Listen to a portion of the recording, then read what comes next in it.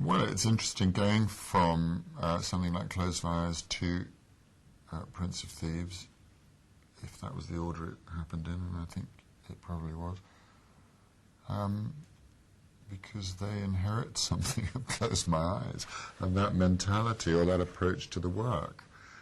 I remember Mary Elizabeth Mastrantonio, who was moving between my scenes and Kevin Costner's scenes. She would,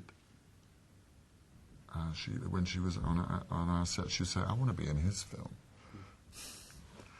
Which is not to say that there were two films going on, but it's my habit and practice and training and everything to look at the writing and look for clues in order to give it a specific life. And the difference with a big Hollywood movie is that they don't often give you time to do that, because the pressure is on the set and the shooting schedule and looking after people for different reasons because of fame, rather than let's all get together and tell this story.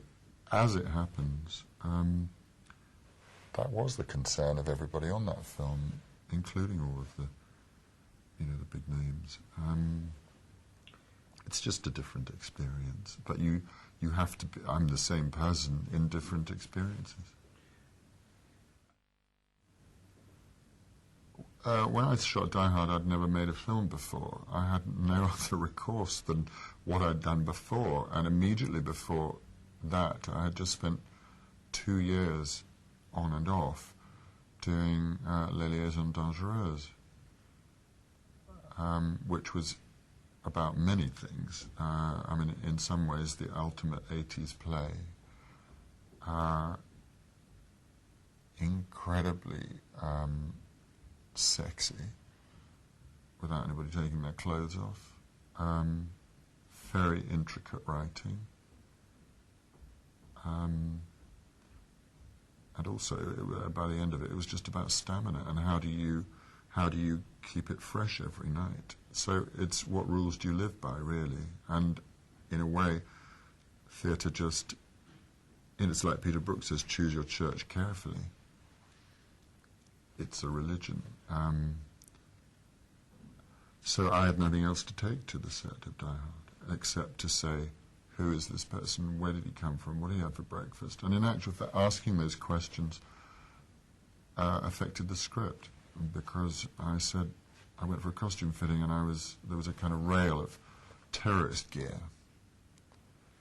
And I put it on, but I said, I'm going to look ridiculous in this stuff. And I knew that all of the people in the film who were working for me were like 6 foot high and 6 foot wide, and that's fine for them.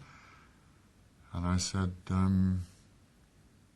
wouldn't it be interesting if I was wearing a suit and not all of this stuff? Because if I was wearing a suit, then perhaps I could meet the Bruce Willis character.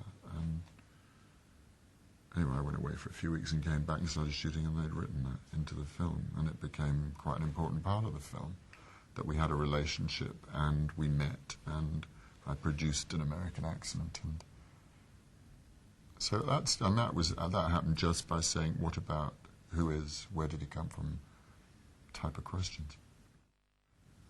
I think creating one's space in Die Hard happened through a mixture of belief in the power of storytelling, and that's my part. I'm involved in a chain, I'm in the middle between a script and an audience, and unless I can be a clear channel between those two things, then I get uncomfortable and I'm bad. And you end up doing that awful thing that bad directors say, just be yourself. Well, who cares, I would like to be this character, but in order to... So if it's chutzpah, then I fight for it hard, yes.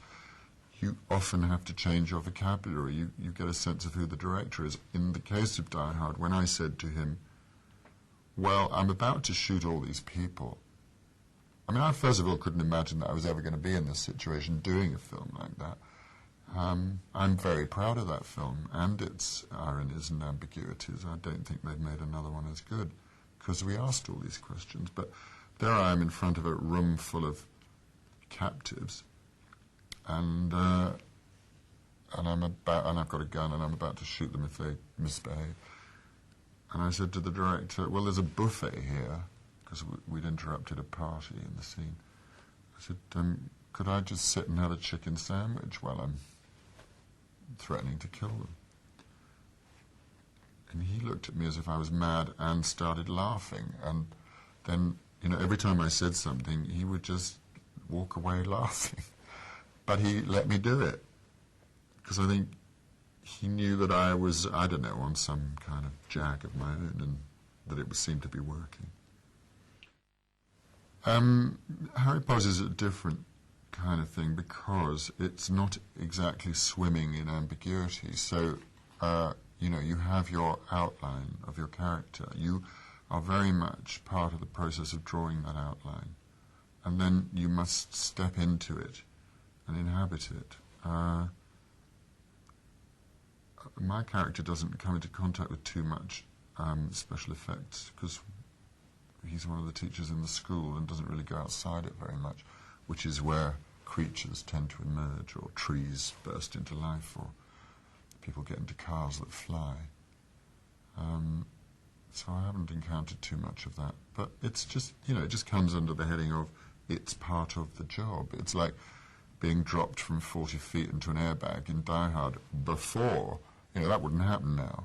Now it'd be done in a computer and they'd be able to make it look completely believable. But I was actually dropped 3 times at 3 o'clock in the morning, and it was the last shot, because if I died, it didn't matter, because they'd had it in the can.